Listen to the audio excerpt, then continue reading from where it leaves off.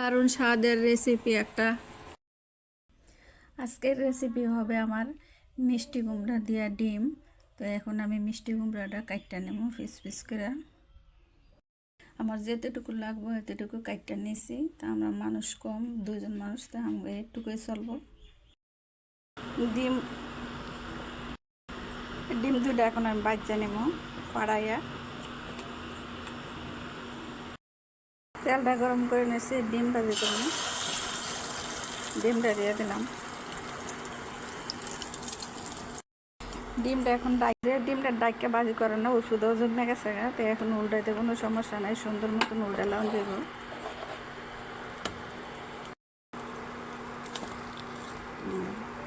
বাঙ্গানা কোনো কিছু হয় না, চুলাটা আমি একটু কমাই দিয়ে দিয়েছিলাম।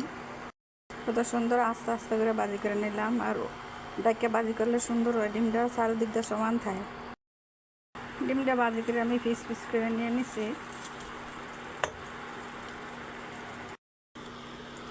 ডিম ভাজি করাটার মধ্যে আমি মিষ্টি কুমড়াটি বাইটা নেব তেল দিয়ে।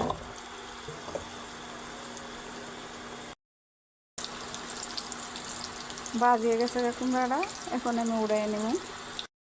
তেলটার মধ্যে দিয়ে নেব শুকনো মরিচ, আস্ত জিরা, তেজপাতা।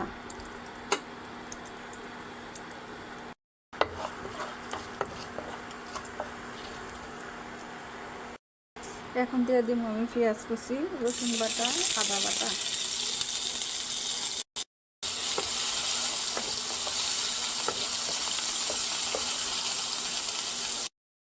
হলুদের গুঁড়া,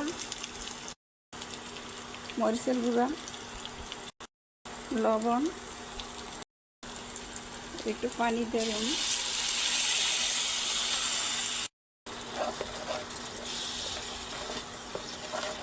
দিয়ে আবার একটু কষাই নেব। এখন কুমড়াটা দিয়ে আমি আবার ভালো করে কষাই নেব।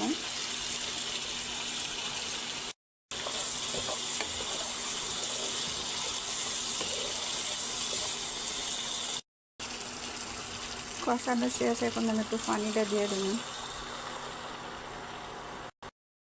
এখন দিয়ে দিলাম বাজে রাখা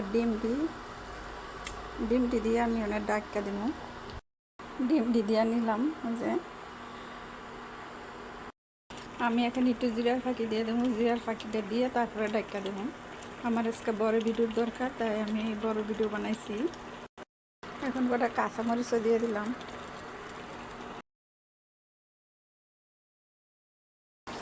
একটু ধনিয়া পাতা দিয়ে দিলাম।